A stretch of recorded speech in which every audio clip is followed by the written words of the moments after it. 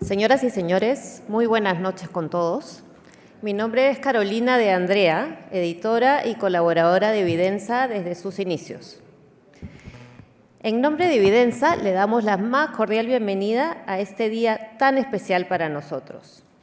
Hoy Evidenza cumple 10 años de vida institucional y conoceremos un poco más de su historia. Además, tendremos un panel de lujo que analizará los principales desafíos de América Latina. Y cerraremos esta celebración con un merecido cóctel. Para empezar, tengo el honor de presentar a la gran responsable de que estemos hoy todos acá reunidos, nuestra querida Yanis Seinfeld, fundadora de Evidenza. Yanis es PhD y máster en Economía por la Universidad de Harvard y es economista de la Universidad del Pacífico, donde por 15 años se desempeñó como investigadora y docente. Experta en temas relacionados con políticas públicas, hace una década Yanis decidió fundar Evidenza, de la que hoy es presidenta del directorio. Además, Yanis es directora de Evidenza Escuela de Gestores y directora de Evidenza Instituto. Pero mejor que ella nos los cuente. Yanis, por favor. Recibámosla con un muy fuerte aplauso, por favor.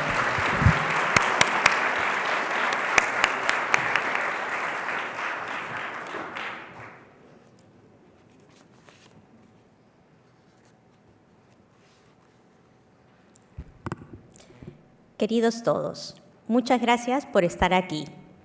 Hoy es para nosotros un día muy emocionante, pues Evidenza Consultores cumple 10 años y quiero compartir con ustedes algunas incidencias de este recorrido. Recuerdo cuando estaba en Estados Unidos estudiando mi posgrado y pensaba en el gran potencial que tenía el Perú. ¿Se escucha un poco de eco? No. Gracias. Ya habíamos combatido el terrorismo y creía fundamental reencaminar los esfuerzos para atender a nuestra niñez. Veía claras dos áreas donde creía que teníamos que tener el piso nivelado para todos: salud y educación. Decidí entonces especializarme en salud y tuve la oportunidad de aprender de grandes expertos internacionales. De regreso al Perú, y tras más de 15 años como profesora e investigadora en la Universidad del Pacífico, necesitaba un cambio. Quería nuevos retos, pero sobre todo quería fundar una organización que sentía que hacía falta en nuestro país. Una organización que ofreciera de manera ética análisis económicos y sociales basados en evidencia y que planteara soluciones a necesidades públicas. Empecé este desafío con mi entonces asistente de investigación, Nicolás Besich, y con Giselle León, que en ese momento era nuestra querida practicante. Así nació Evidenza Consultores. Giselle partió al extranjero hace un par de años, mientras que Nico es hoy un gran gerente de nuestro instituto. Y sigue siendo, como en los primeros días, una persona en que confío para pensar juntos temas institucionales. Gracias, Nico, por estos años de amistad, compromiso y trabajo compartido. Con Evidenza Consultores empezamos con el pie derecho, sin duda. Nuestro primer gran proyecto fue a solicitud de una empresa internacional de bebidas que quería aplicar técnicas de economía del comportamiento para evitar la venta de alcohol a menores de edad en bodegas del Cusco. Este proyecto piloto motivó nuestro lanzamiento oficial en un evento internacional para el que convocamos a Zendal Mulaynathan, uno de los más importantes estudiosos de la economía del comportamiento del mundo. Por traer esta disciplina al Perú y por nuestras investigaciones de gran calidad, recibimos el Premio Poder al Think Tank Mayor Promesa en el 2015 y el Premio Poder a la Investigación Innovadora 2017. Al poco tiempo, Milton von Hesse apostó por Evidenza y con él añadimos los servicios de gestión de las inversiones, sobre todo para proyectos de infraestructura y de provisión de servicios. Hemos realizado importantes proyectos, como el que permitió viabilizar el mejoramiento y la construcción de 31 colegios cuya infraestructura estaba en alto riesgo, o el que hizo posible viabilizar la puesta en marcha del policlínico de la Municipalidad de Miraflores, que ya está operativo. Hay pocas personas que tienen la capacidad analítica, el conocimiento práctico en gestión pública, el liderazgo y la empatía que tiene Milton. Milton, qué feliz soy de que seas mi socio. Trabajar contigo es realmente un privilegio.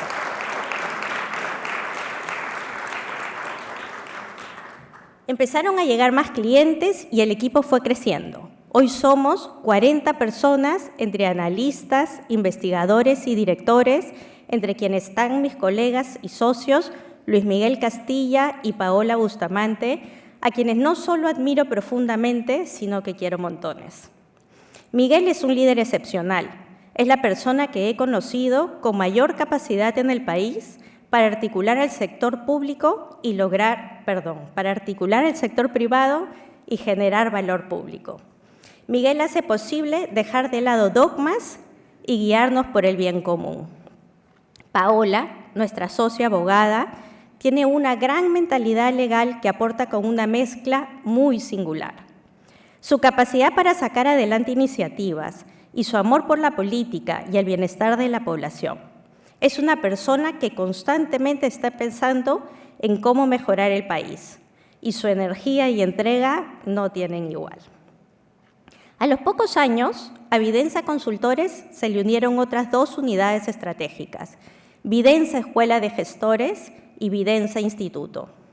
Vidensa Escuela de Gestores, al mando de Paola, nació para contribuir a una administración pública más eficiente, transparente y orientada al ciudadano. Ahora sí, Yeco. Por favor. ¿Cómo queríamos hacer esto? Ofreciendo formación continua a profesionales y técnicos. Un proyecto que nos encanta de Vidensa Escuela de Gestores es Gestores de Cambio. Ahí trabajamos con el apoyo del sector privado para capacitar en gestión pública y en economía a profesionales de todo el país. Tenemos 35 docentes activos que hasta el momento han capacitado a 3.000 profesionales. Nuestros alumnos han reconocido a nuestra plana docente con un puntaje sobresaliente. Y nos emociona que se suman a nuestro esfuerzo y dedicación a través de nuestra red Alumni, desde donde seguimos capacitándolos, compartiendo actividades, información y mucho diálogo. ¿Qué mejor forma de construir institucionalidad que creando capacidades en todo el país? Vidensa Instituto es nuestra asociación sin fines de lucro. Su propósito es plantear propuestas concretas para construir institucionalidad. Miguel Castilla la lidera. Su proyecto bandera es Propuestas del Bicentenario, que nació en el 2021 en plena pandemia y a puertas de las elecciones generales. La crisis generada por la COVID-19 nos hizo ver que, desde el sector privado, teníamos que hacer algo para que crisis similares no se repitan en el futuro. Gracias al apoyo del Banco Mundial, del BID y sobre todo del sector privado, planteamos propuestas específicas de políticas públicas. Para incidir mejor en las propuestas y que éstas se pongan en la práctica, destinamos gran cantidad de nuestros recursos a la difusión de estos mensajes, porque de nada sirven las buenas ideas si no se ejecutan. Por eso tenemos una activa presencia entre autoridades y medios de comunicación tradicionales y digitales. Y hemos publicado ya 3 libros cuyos autores, todos expertos en sus campos, nos acompañan esta noche. Gracias a todos ellos por confiar en nosotros y por sumarse a Propuestas del Bicentenario. Me enorgullece que desde Vidensa Consultores, Vidensa Escuela de Gestores y Vidensa Instituto venimos trabajando en problemas claves del país hoy. La debilidad institucional, las limitaciones del Estado para diseñar y ejecutar políticas públicas efectivas y sostenibles y la falta de información para fiscalizar esas políticas públicas. Pero para lograr resultados que realmente nos saquen de esa crisis política y social permanentes, necesitamos unir esfuerzos desde todos los sectores de la sociedad. Y eso pasa, en buena medida, por empezar a escucharnos de verdad. Hoy todos sospechamos del prójimo, acusamos antes de preguntar. Y hemos abandonado el concepto de bien común para para velar únicamente por nuestros intereses particulares. Necesitamos ponernos en el lugar del otro, dialogar especialmente con aquellos cuyas visiones parecen estar en las antípodas de las nuestras. Y siempre apelar a la evidencia para plantear soluciones y combatir la polarización que nos divide. Hoy vuelvo a pensar en ese estudiante que desde el extranjero veía su país con esperanza. Y debo decir que pese a lo duro que es emprender y buscar soluciones, vale la pena. Pese a las diferencias que hoy nos alejan, siempre serán más los puntos en común, porque al final del día todos queremos vivir en paz y en un país próspero. Antes de cerrar, quiero agradecer a Andrés, mi esposo, y a mis hijos por su acompañamiento y cariño permanente por Vidensa. A Nicolás y a Giselle, con quienes iniciamos este viaje emprendiendo juntos y creciendo mucho más de lo que incluso creíamos posible. A Caro de Andrea, cuyo entendimiento y aportes estratégicos a la comunicación de Vidensa han sido fundamentales, y por su amistad y acompañamiento desde los inicios de este recorrido. A mis socios, Milton, Miguel y Paola, un equipo de profesionales espectacular, pero sobre todo de seres humanos bondadosos. Milton, Miguel y Paola, gracias sinceras y profundas. Y a todo el equipo de Vidensa. Se siente el compromiso, la cercanía y el cariño cada día. Son un grupo inmejorable, talentoso, amoroso, comprometidos consigo mismo y con su país. Finalmente, nada de esto sería posible sin nuestros fieles clientes que apoyan nuestras iniciativas y confían en nosotros. Gracias de verdad. Que vengan muchos años más para Vidensa y que todos juntos sigamos impulsando las reformas fundamentales que el Perú necesita. Los invitamos a ver un video institucional que hemos preparado para ustedes. Muchísimas gracias.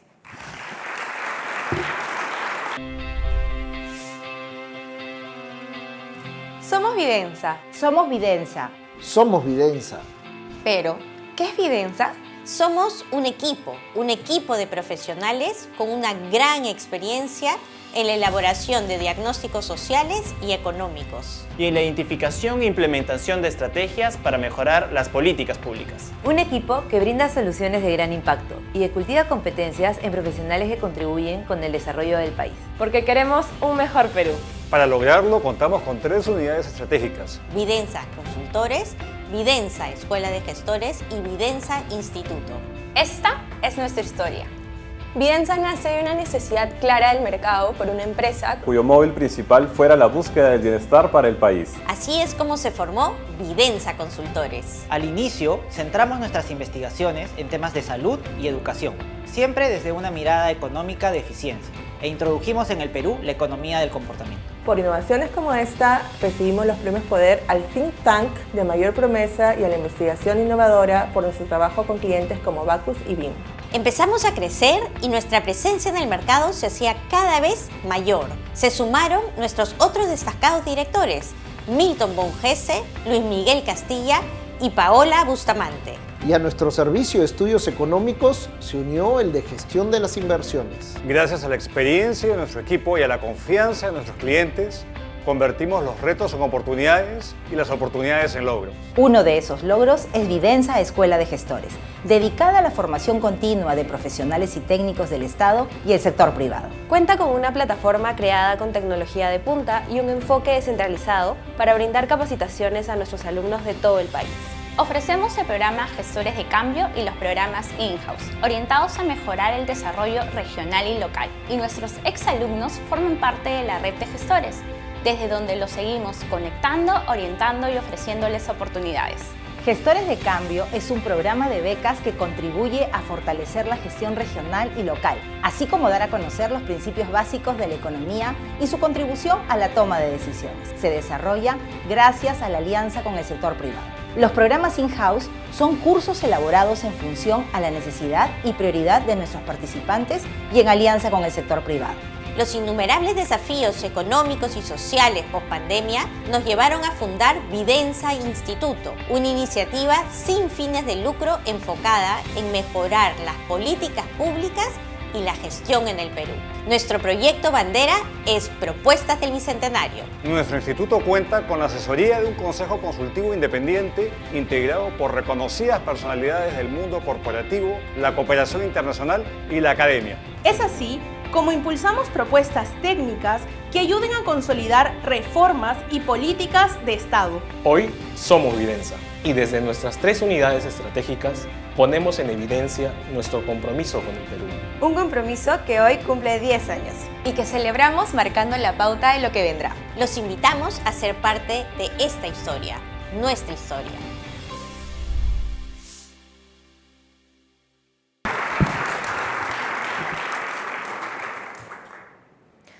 Ahora tengo el agrado de presentar a nuestros panelistas. Hace 10 años, Felipe Larraín, Mauricio Cárdenas, José Antonio Meade y Luis Miguel Castilla eran ministros en sus respectivos países, Chile, Colombia, México y Perú. Y estuvieron reunidos en Lima como parte de las actividades de la Alianza del Pacífico en el marco del Foro Económico Mundial. Hoy, con la perspectiva que da el paso del tiempo, se unen para reflexionar sobre lo vivido y analizar el rumbo económico y estratégico que debe tomar la región. Caballeros, los invito a subir al estrado mientras los presento a la audiencia. Muchas gracias. Felipe Larraín es profesor de Economía de la Pontificia Universidad Católica de Chile y director del Centro Latinoamericano de Políticas Económicas y Sociales de la misma universidad. Fue ministro de Hacienda de Chile en 2 periodos, 2010-2014 y 2018-2019. En ambos casos, prestigiosas publicaciones internacionales lo destacaron como mejor ministro de Hacienda de América Latina. En 2015, Larraín fue elegido como uno de los 100 líderes mundiales más influyentes. Ha sido asesor de 15 gobiernos y es doctor en Economía por la Universidad de Harvard.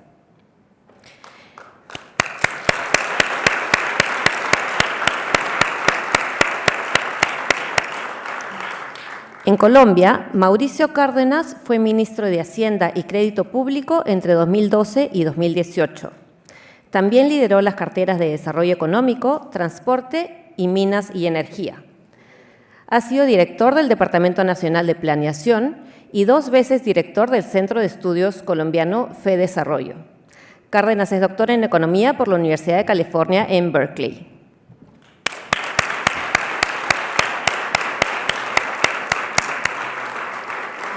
En México, José Antonio Meade ha liderado las carteras de Hacienda y Crédito Público, Desarrollo Social, Relaciones Exteriores y Energía.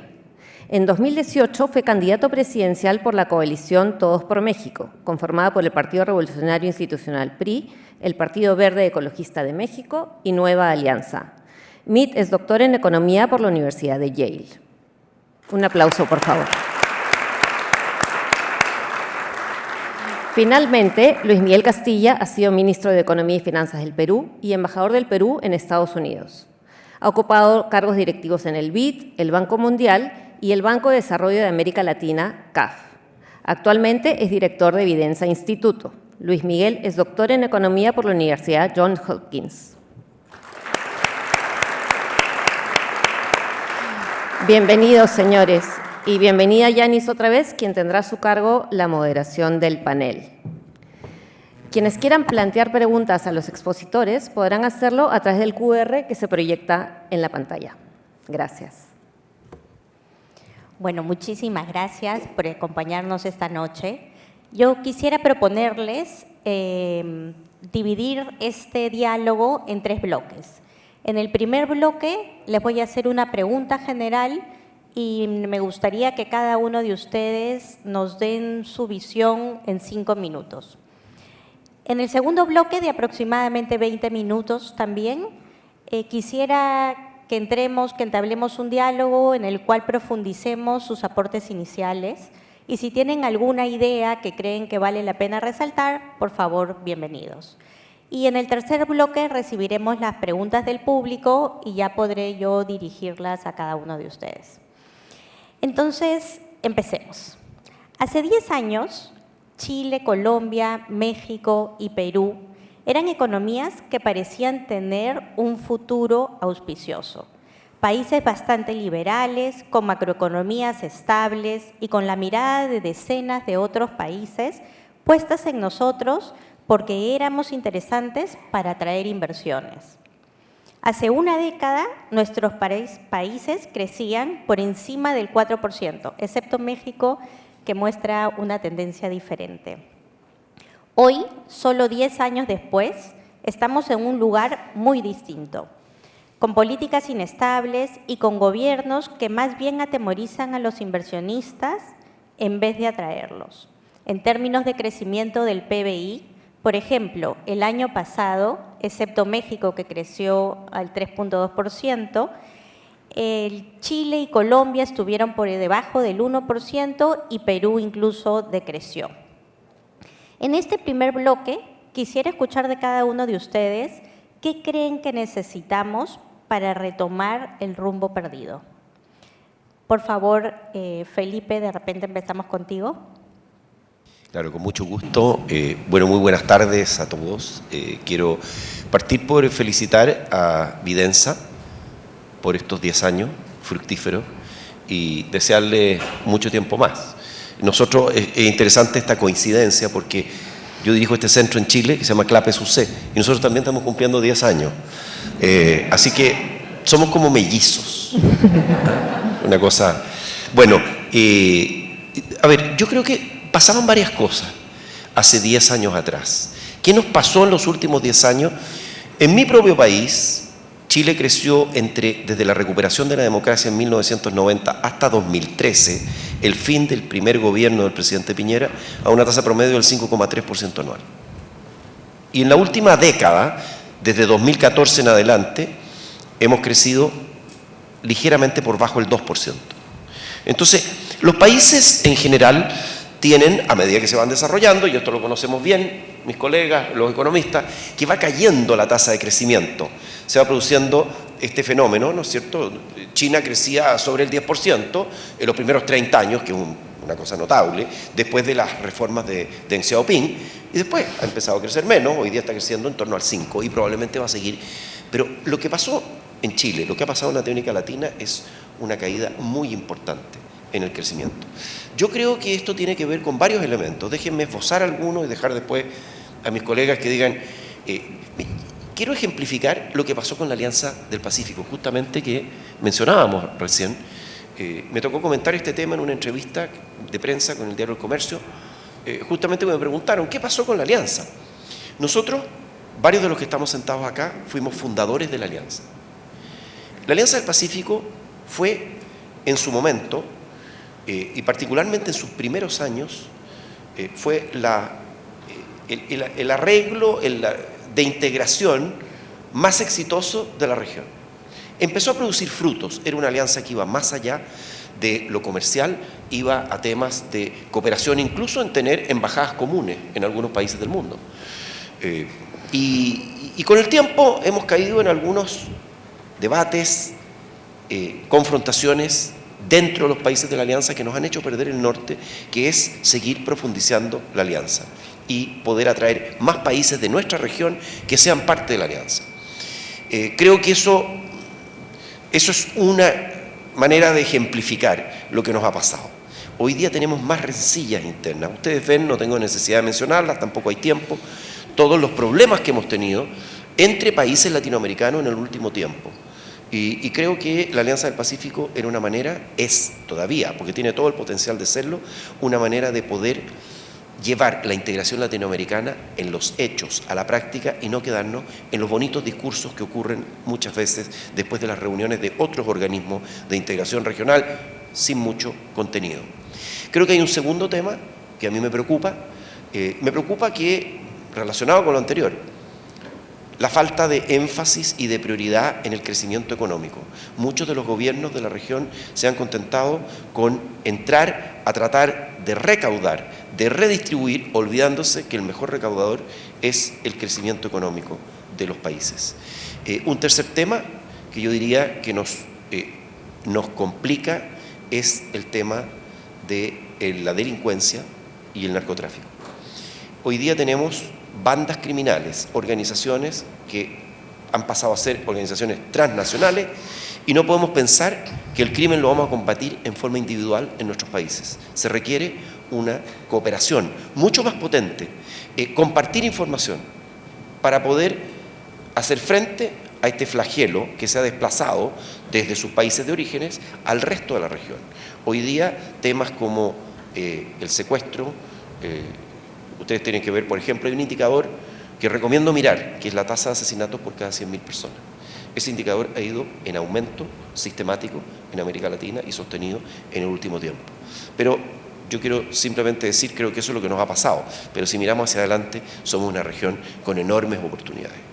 El tema, lo que ha pasado con el reshoring, por ejemplo, el hecho de que hay compañías que estaban en Asia, que se han trasladado hacia lugares más cercanos de los centros de consumo y de sus países, el nearshoring o el reshoring, nos da oportunidad. Hay un estudio reciente del Banco Mundial, del BID, que nos dice que podría esto generar en el mediano plazo, a poco tiempo, 70.000 millones de dólares de exportaciones adicionales por año de nuestra región. Eso es una tendencia importante. Todo lo que es la transición hacia las energías renovables, el compromiso al Acuerdo de París de la carbono neutralidad hacia el 2050, en una región que es rica en energías renovables, también es una tremenda oportunidad. Lo que nos está faltando lo que nos ha abandonado es la calidad de la política y la calidad de las instituciones que se han deteriorado. Pero, termino con esto, podemos recuperarlo. Muchas gracias.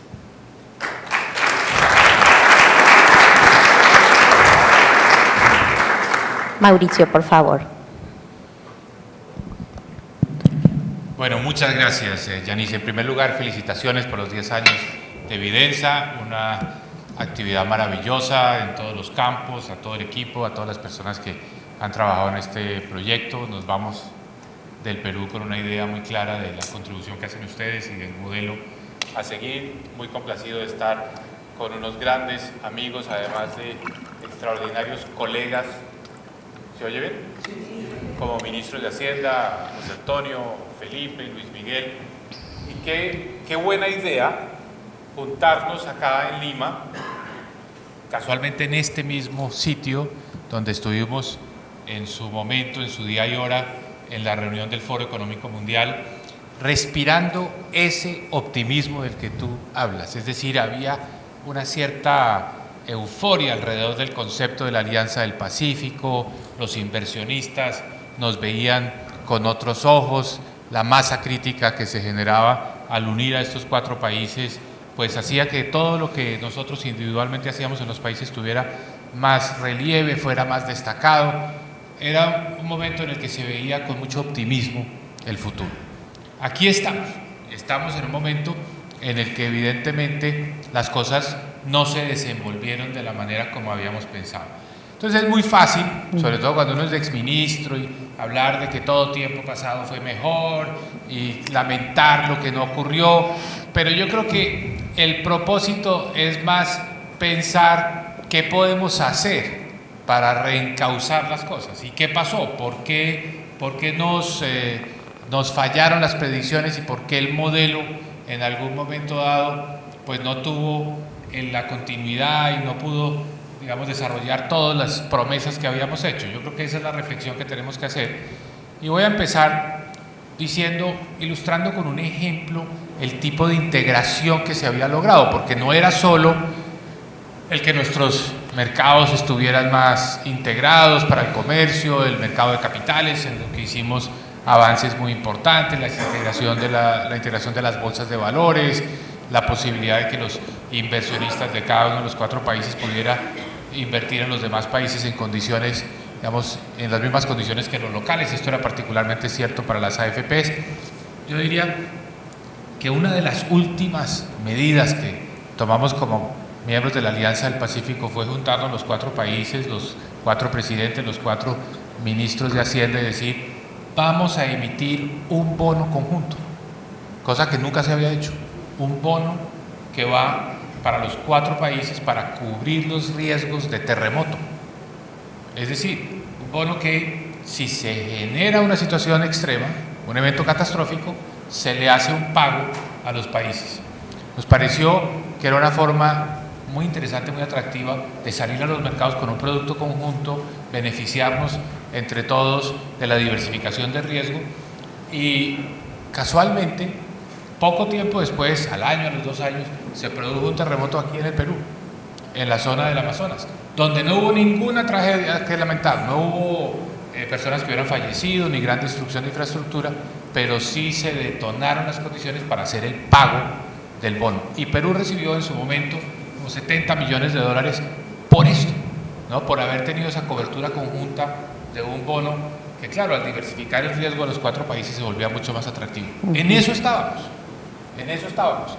Y hoy, pues evidentemente no hay mucho diálogo, no hay muchas iniciativas conjuntas, no se ve, digamos, que los países estén proyectando en ese nivel de integración, como decía Felipe, con las embajadas, etc. Entonces, ¿qué es lo que pasó? Yo creo que en el fondo la política nos hizo una mala jugada, porque la política nos sacó de ese centro de gravedad, de lo pragmático, de lo basado en la evidencia, de lo que es una mirada de largo plazo sobre lo que necesitan nuestros países, y nos movió hacia políticas cortoplacistas, podemos decir casi que populistas, nos movió al inmediatismo, nos movió también a tratar de darle a la ciudadanía una respuesta inmediata por la vía de las transferencias monetarias, por la vía de los subsidios, pero dejar de lado las necesidades de inversión, de apoyar al sector privado, de atraer inversión extranjera, de volver la política pública y la regulación un instrumento para estimular al sector privado, no para frenar al sector privado.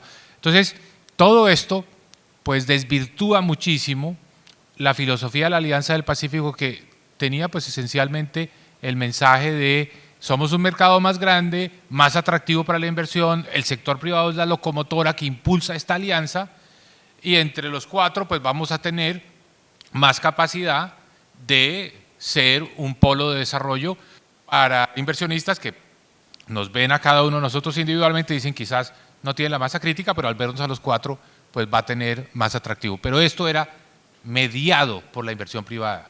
El sector privado jugaba un papel protagónico en este esfuerzo de la Alianza del Pacífico. Eso lo hemos perdido por la política interna de nuestros países. Entonces, más que lamentarlo, más que entrar a decir todo tiempo pasado fue mejor, yo creo que lo que tenemos que pensar es cómo llevamos la política nuevamente a ese centro de gravedad donde hay posibilidad de hacer alianzas entre lo público y lo privado, hay posibilidad de tomar decisiones que tengan esa visión de largo plazo, hay posibilidad al mismo tiempo de diseñar mecanismos de política pública donde no se considere que el Estado es el que va a resolver todos los problemas, que es un poco lo que está dominando la conversación en nuestros 4 países. Esa visión de que lo público es la solución a todo. Necesitamos lo público, necesitamos un Estado, pero el Estado no es capaz de hacerlo todo. Y yo creo que lo que ha asfixiado la Alianza del Pacífico es precisamente esa visión que es mucho más, digamos, una mirada hacia adentro, esa visión de que es el Estado el que va a resolver todos los problemas y no una visión más hacia afuera, más abierta, donde se considere el papel del sector privado. Entonces necesitamos retomar ese camino y la prueba reina de que necesitamos retomarlo es que nuestros países no están creciendo bien. El modelo no ha funcionado bien, ese modelo donde lo público es lo central no ha funcionado bien. Ayer salió el Fondo Monetario Internacional con sus nuevas proyecciones y América Latina aparece como la región de menor crecimiento. Y uno se pregunta, ¿por qué? ¿El entorno internacional es malo? ¿Tenemos unos choques externos negativos? ¿Estamos en unas condiciones adversas? No, el entorno internacional no es malo. Esto se debe a las políticas internas. Entonces, llegó el momento de decir, este modelo no nos ha funcionado, tenemos que retomar en lo que soñábamos hace 10 años, porque eso es lo que al final del día le resuelve los problemas a la gente. Ahora, eso lo tenemos que traducir en soluciones concretas para los ciudadanos y tenemos que traducir ese crecimiento en bienestar, pero la ciudadanía también ya se ha dado cuenta de que las promesas populistas de que el Estado les va a resolver todos sus problemas tampoco se han dado. Entonces, esa es la tarea, ese es el esfuerzo, y yo creo que el trabajo conjunto de este grupo y de personas como las que están alrededor del equipo de Vicenza, pues nos van a ayudar mucho a retomar ese mensaje. Entonces, yo lo que digo es que para Videnza, en los próximos años, este debe ser un norte y un mensaje sobre lo que debemos hacer en nuestros países. Muchas gracias, Mauricio.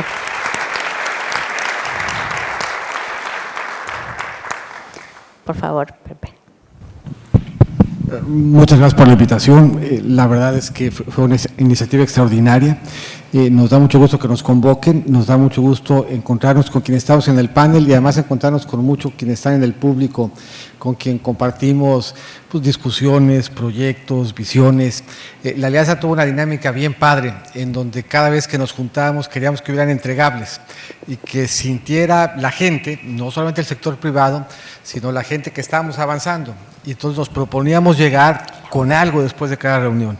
A veces eran becas, a veces eran intercambios deportivos, a veces era libre comercio, a veces la integración de los mercados, a veces la administración de los riesgos, pero queríamos que se materializara en un mejor conjunto de oportunidades para la gente lo que estábamos haciendo entre nosotros. Lo menos que hizo la alianza es que nos ha hecho viejitos bien entretenidos, porque podemos platicar ahí un chorro de anécdotas y cómo nos iba. Y en ese contexto, muchas venían del liderazgo del presidente Piñera y lo hicimos en lo privado, pero también en lo público, pues mandaron un abrazo y condolencias, Felipe, por tu cercanía y la de muchos de quienes aquí estamos, que nos inspiró con su liderazgo. Si vieran un poco al panel, hicieran una encuesta y no nos conociera nadie y se preguntaran, bueno, ¿quién de los que está arriba ya perdió una elección? Sería bastante sencillo, el que se dejó la barba, que ya no está usando corbata. Pero eso no es lo único que hace uno cuando pierde la elección, sino que te lleva un poco un proceso de reflexión de qué es lo que estuvo atrás de la dinámica electoral. Y yo creo que vale la pena tomarlo en serio, porque cuando uno voltea a ver América Latina, lo que nos pasó, yo creo, es que nos vaciamos de centro. No nos movimos a la izquierda o a la derecha, no ganaron uno u otro signo, sino que uno voltea a ver América Latina, México, y lo que llama la atención es que de repente nos quedamos sin centro y empezamos a ver en lo político una contienda entre dos extremos, que casi se convirtió en un volado, por muy poquito ganaba uno, por muy poquito ganaba otro, pero la constante es que en una región en donde pensábamos que el centro había hecho y construido una buena política pública y que le había dado soporte a iniciativas como la Alianza, de repente se quedó pues, vacío de contenido y la política de centro empezó a tener poco éxito electoral. Escuchaba yo y compartía esa sensación de optimismo de que estamos haciendo las cosas bien de hace 10 años. Y la plática en un foro como estos hubiera sido la paz en Colombia, el acercamiento entre Estados Unidos y Cuba, el optimismo alrededor de la CELAC, que convocaba literalmente a todos los jefes de Estado de Latinoamérica y el Caribe, la Cumbre de las Américas, el diálogo de Mercosur con Europa, el diálogo entre la Alianza y Mercosur, como que sentíamos que finalmente Latinoamérica ya había llegado a una época en donde no solamente compartíamos discursos, anhelos, libertadores, sino que compartíamos ya un proyecto que nos permitía presentarnos frente al mundo. Y lo que empañaba este proyecto es que la gente no estaba contenta. Y esa sensación de optimismo que teníamos nosotros, pues no la compartía la gente en la calle. Y yo creo que estos 10 años son oportunos para hacer una reflexión de por qué. ¿Qué estábamos viendo nosotros que no estaba sintiendo la gente? ¿Qué estábamos viendo un poco en los números que no estaba compartiendo la gente en lo electoral y con los votos? Y yo creo que esa reflexión nos deja algunas lecciones de dónde debíamos de poner un poco el foco, de cuál fue el balance de esa democracia liberal que entregó, yo creo, muy buenos resultados hace 10 años, pero que esos buenos resultados no fueron suficientes para que el centro tuviera apoyo político en los procesos electorales. Y yo creo que este populismo, que no solamente es latinoamericano, que lo veíamos en el Reino Unido, que lo veíamos en Europa, que lo veíamos en otras expresiones, tomar decisiones que nos hubieran parecido imposibles hace 10 años. Hace 10 años nos hubieran dicho que nos iba a tocar ver salir a Inglaterra del Reino Unido, pues nos hubiera llamado la atención, que íbamos a ver gente en la calle con chalecos amarillos en Francia, nos hubiera llamado la atención, y sin embargo todo eso pasó. Entonces yo creo que la pausa es útil para entender por qué. Y yo creo que el llamado es un poco para redoblar la ambición. Sin ninguna ambigüedad, Latinoamérica en el 2018 era más próspero que 5, 10, 15, 20 años antes. Las cuentas de Felipe son, como siempre, impecables, ¿no? Latinoamérica había crecido y había generado oportunidad. Sin ninguna ambigüedad, los avances en materia de pobreza extrema habían sido dramáticos. La intensidad de la pobreza en Latinoamérica era menor. Y sin embargo, yo creo que la gente no se sentía representada en nuestro discurso. La gente no se sentía reflejada en nuestra política pública. Y en medio de todo eso, en el caso de México, pues la gente hacía 3 horas para ir de su casa al trabajo, se tenía un buen equilibrio. La gente no tenía políticas de activación en la escuela, se tenía un buen equilibrio. La gente tenía, en el caso de México, prevalencia de diabetes, que reflejaba pues, un mal hábito alimenticio y malos hábitos en términos de calidad de vida. Entonces yo creo que había una agenda de calidad de vida a la que no le dimos suficiente importancia. Una agenda de calidad de vida que tenía que ver con sistemas de pago, que tenía que ver con cómo diseñamos nuestras ciudades, que tenía que ver con cómo pensábamos el transporte público, que tenía que ver con cómo reconocíamos que era difícil ser universitario en nuestros países. Y esa sensación de que no estábamos viendo los problemas, que no estábamos entendiendo la realidad compleja de nuestros ciudadanos, yo creo que nos pasó factura.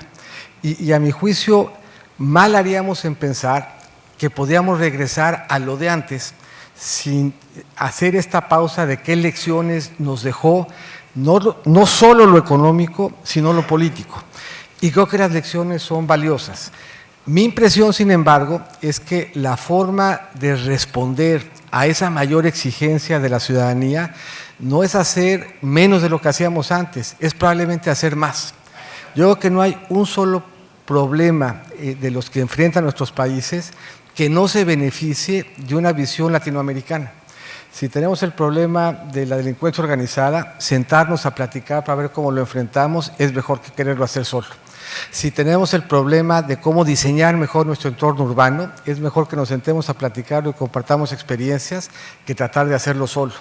Si queremos reflexionar sobre cómo hacer para que haya más vivienda para los jóvenes, mejor sentarnos a reflexionarlo solos que acompañados. Cómo administramos nuestros riesgos, cómo construimos un entorno de mejor equilibrio con el medio ambiente, la vivienda, un mejor equilibrio entre el trabajo y la familia. Todo ello se beneficiaría de un enfoque más latinoamericano, de más diálogo, de más presencia, de más reflexión, pero sobre todo de más ambición. Yo creo que la lección importante de estos 10 años es crear oportunidades sin ninguna ambigüedad ayuda, combatir la pobreza sin ninguna ambigüedad es la dirección correcta, la mezcla de hacerlo sector público y sector privado es sin ninguna duda el camino correcto, mover y regresar a América Latina hacia el centro le va a dar mejor resultado a los ciudadanos, pero solo lo vamos a lograr si logramos concitar mayor simpatía del electorado alrededor de lo que se perciba como una mejor política pública. Si queremos en Latinoamérica más apoyo para la democracia liberal, tenemos que lograr que la democracia liberal dé mejores resultados.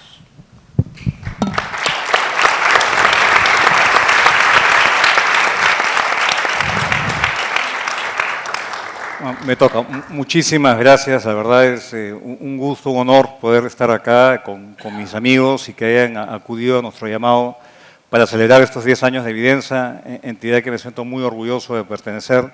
Gracias, Yanis, por esa oportunidad y a todo el equipo. Creo que escuchando a mis colegas, creo que nos dormimos en nuestros laureles. Hace 10 años, pensábamos que ya con el avance en la integración comercial, con la facilitación, digamos, hacia una plataforma pragmática que aseguraba la libre movilidad de personas, la integración de las bolsas y los ejemplos que hemos escuchado era suficiente. Y creo que después de 10 años no le pusimos el rostro humano a esa integración. Y lo digo con mea culpa y diciendo que eso quizás faltó en esa integración, que luego cambió el ciclo económico, el mundo comenzó a crecer menos, hubo una caída en el crecimiento porque el mundo se puso menos boyante que en el pasado y la gente comenzó a molestarse incluso antes de la COVID, de la pandemia, veíamos en Chile, con sorpresa, que siempre ha sido el país que hemos visto con mucho, como el estandarte, el ejemplo de qué seguir, que se venía desarmando muchas cosas que pensábamos ya eran conquistadas en términos de darle bienestar a la población. Entonces yo creo que para poder pensar hacia futuro en cómo lograr sociedades más cohesionadas, recuperar ese centro que se ha vaciado, como ha dicho Pepe, tenemos que pensar en cómo se crea cómo se encaran esos vacíos que aún tenemos en nuestros países. Y déjenme identificar tres que creo que son importantes, siendo prospectivo y tomando de base que para poder encarar esos desafíos tenemos que mantener pues, una macroeconomía sana, un país que sea abierto a la inversión, que no se cierre, como es hoy día la tentación en muchos países. Lo primero, creo que es fundamental, es cómo propiciamos que haya un Estado que le funcione a todos. Y en el Perú lo vimos. El Perú lamentablemente fue el país que peor le fue en la pandemia, en el mundo, con la tasa de mortalidad más alta per cápita y la caída económica más estruendosa. Entonces, cuando yo hablo con mucha gente y me pregunta, pero usted que hablaba del milagro económico peruano, ¿qué pasó? Y creo que en parte lo que pasó es que no supimos construir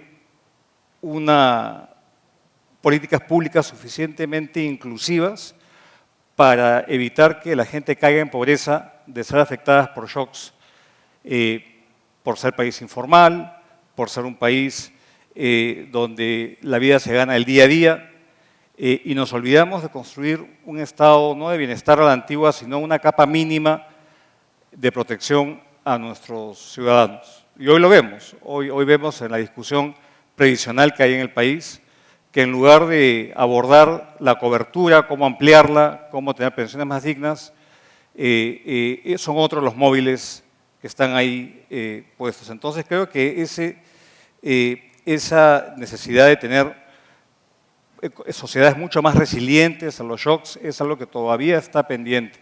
Y acá en el país lo hemos vivido, creo, con mucha claridad.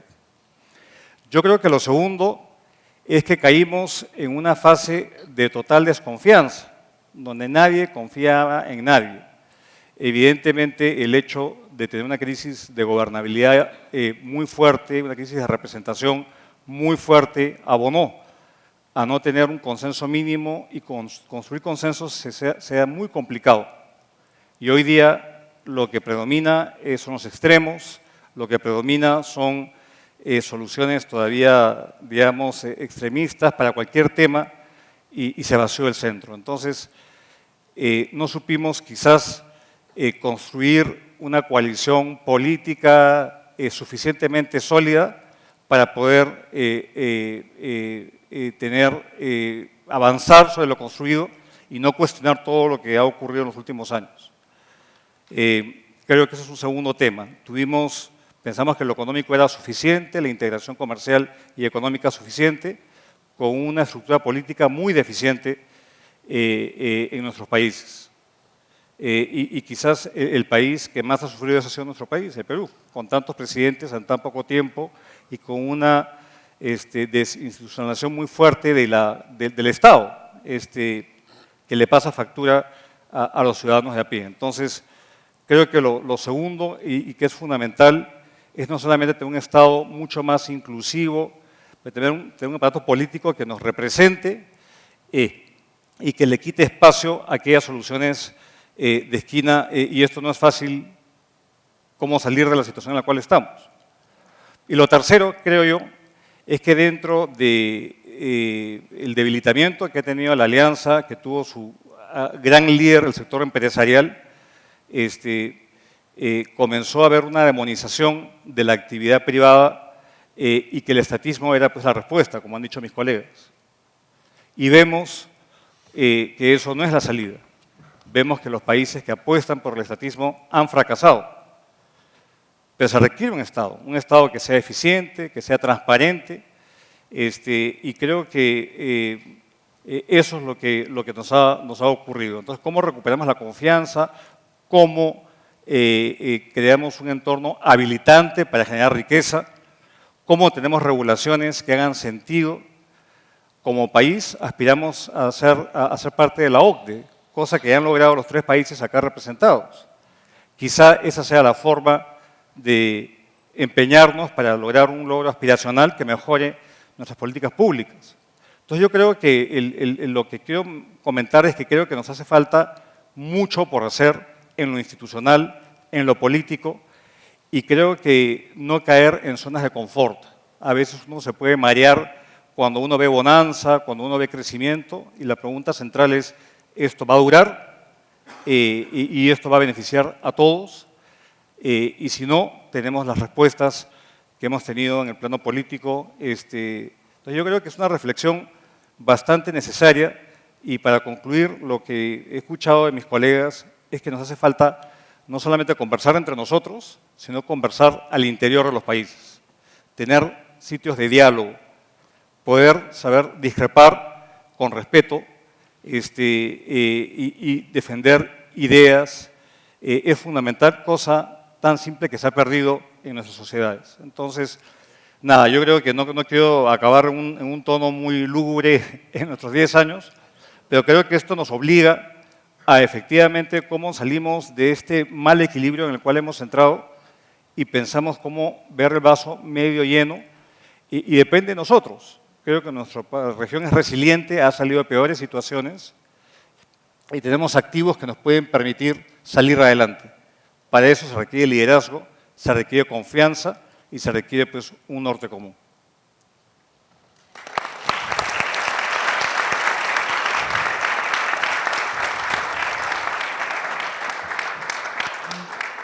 Escuchándolos a los 4, con sus intervenciones en realidad bastante acertadas, me surge la duda, digamos, de cómo hacer para que en medio de los temas cotidianos, de los sucesos políticos que acontecen día a día y que consumen mucho de la energía y que tienen, digamos, de alguna manera desalentada la población, que ya un escándalo más no mueve, no hace que la gente realmente demande soluciones claras, y donde estamos además en un proceso donde la satisfacción con la democracia viene decreciendo. Perú es el caso, digamos, de mayor insatisfacción con la democracia de los 4 países, estamos en 8%. Entonces, en una situación de esa naturaleza a la interna, ¿cómo creen, qué medidas creen que podemos tomar para buscar consensos que lleven a las reformas pro crecimiento? Miguel, de repente ahora empezamos por ti. Al revés. O José Antonio. Hago una reflexión un poco viéndolo de fuera, porque es un tema que a mí me llama la atención y probablemente no sea el caso, y pongo un poco a Felipe en una situación extraña, pero a mí me llama la atención para ver lo que ha pasado en Chile. O sea, si uno se pone a pensar en el 19 y poco lo que vimos en Chile, este descontento, esta descomposición, que de repente uno sentía que podía desbordarse y implicar una fractura del orden constitucional. Y luego ve uno qué pasó en Chile después. 2 referéndums con 2 resultados distintos, después de los cuales no hubo un solo disturbio. Y parte de lo que yo creo que logró Chile, viéndolo desde fuera, y luego a lo mejor eso permite ya alguna objetividad, es que se sentaron a platicar y crearon esos espacios de diálogos improbables, creo que le decían, en donde se juntaba el empresario grande con el mediano, con el chico, con la academia, con el emprendedor, y platicaban sobre los grandes retos. Y ese escucharse, ese ponerse un poco en los zapatos de otro, ese ponerse en el lugar del de enfrente, sin una estructura, sin una agenda, sin una idea preconcebida, pues acabó sensibilizando alrededor de temas bien interesantes. 3 por I, creo que se llama la iniciativa: innovación, inclusión, inversión. y platicaban en alguna reunión el entonces canciller Alfredo Moreno, y a mí me pareció como ejercicio, como práctica, como método, una forma de reconstruir este espacio de confianza. Parte de lo que sucede cuando la política polariza, pues es que vemos al de enfrente no como equivocado, sino como malo. Y además las redes nos permiten validar nuestro punto de vista, porque encontramos en ellas siempre algún argumento que nos permite el sentir que efectivamente no solo está equivocado, sino que es malo, y él piensa que uno está equivocado y es malo también, y además la política se nos judicializó y lo que fuera. Este ejercicio de sentarnos con quienes no piensan igual, escuchar, la verdad es que genera empatía, genera entendimiento, genera, yo creo, mejores ideas, permite que uno tenga un diagnóstico más puntual de lo que está pasando. Ahí decía Alfredo, y yo empaticé mucho con eso, se sentaban a platicar sobre los adultos mayores. Y bueno, pues adulto mayor ya está uno bien cerquita de ser, ¿no? Y entonces se ponían además, se involucraban a los artistas, por ejemplo. Y un primer consenso, según nos platicaba, fue que los iban a representar distinto, porque el adulto mayor lo representaban pues encorvado, con un bastón, con patillas, pues ya sin pelo. Y ese adulto mayor tenía 60 años, porque a partir de ahí empiezan a migrar los programas, y volteaba uno alrededor y decía, pues el adulto de 60 años que yo tengo cerca no se ve así, no se siente así reflejado. Entonces, desde cambiar la iconografía del adulto mayor hasta entender cómo mantenerlo activo, qué políticas públicas hacían que el mercado laboral no los asumiera, qué tipo de economía de cuidado tenía que migrar. Hoy en México hay más gente cuidando a adulto mayor que niños. Entonces, toda esa capacidad de diagnosticar lo que le está doliendo al de enfrente por la vía del diálogo, a mi juicio genera empatía. Yo fui secretario varias veces, siempre en gobiernos de minoría. Y la verdad es que según yo eso es lo que me hace bien simpático y bien agradable, porque no tenía yo los votos y tenía que ir a conseguirlos de alguna forma. Si hubiera sido yo gobierno de mayoría sería bien antipático. Entonces, bendito sea Dios, nunca me dieron esa oportunidad. Pero siempre me resultaba fascinante cuando en minoría tenía uno necesariamente que escuchar al otro para construir un consenso. Y creo que la política pública que se construyó desde gobiernos de minoría acabó siendo bien interesante. Un ejemplo concreto y puntual fue justamente Perú con México para entrar a la Alianza del Pacífico y el acuerdo de libre comercio que teníamos que firmar entre nosotros de entrada, que no tenía simpatía en el Congreso, y desde la minoría pues se fue construyendo un equilibrio que nos permitió sacarlo adelante. Entonces, yo creo que se nos ha olvidado, de repente en estos movimientos extremos, se nos ha olvidado cómo construir consensos y no solo cómo hacer buen diseño de política pública, sino cómo consensarlo a través del diálogo. Y yo creo que esa falta de diálogo nos ha desensibilizado respecto de que nuestra visión puede no ser la única y que enriquecerla con la del frente ayuda a generar un mejor consenso y, por definición, casi una mejor política pública. Muchas gracias.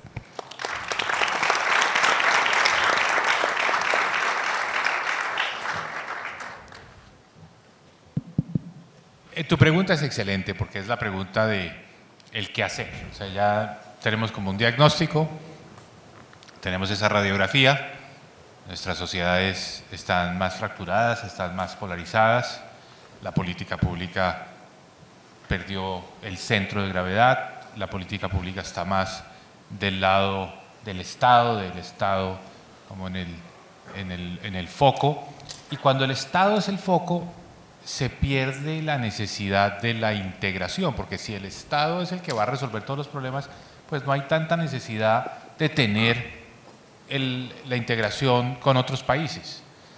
Nuestros presidentes, digamos que entienden la integración de otra manera, la entienden los presidentes actuales como un grupo de apoyo para respaldarse por redes sociales frente a las decisiones que están tomando internamente en sus países. Es decir, no para integrarse, sino simplemente para tener esa caja de resonancia que les da fuerza de lo que se está haciendo en una cantidad de áreas, como por ejemplo cambiar la Constitución, o estatizar las pensiones, o la salud, en fin. Es eso, y esa es una integración mal entendida, porque es una integración donde más o menos es una red para apoyar una agenda ideológica pero la agenda ideológica tiene un foco local. Entonces, ¿cómo vamos a romper esto? En unas sociedades donde al mismo tiempo hay otro fenómeno, y es que la polarización está llevando a que la gente no habla con quienes tienen una visión distinta. Eso está medido.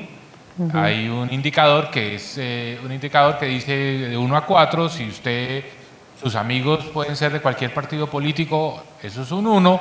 Si usted no habla con nadie que no sea de su propio partido político, eso es un 4.